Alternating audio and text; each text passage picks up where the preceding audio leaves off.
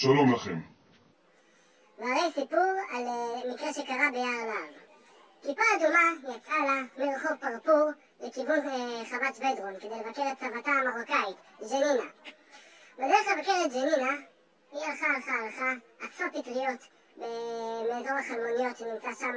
פתאום שמעה ילדה, בואי לכאן. היא מסתובבת והיא למדה לא לדבר עם זרים. המשיכה ללכת בקצב אחיד של חיה בתפקיד. המשיכה ללכת ועד ילדה, בואי הנה מיד. היא מסתובבת והיא ראתה זאב. לא סתם זאב, זה היה זאב מילר.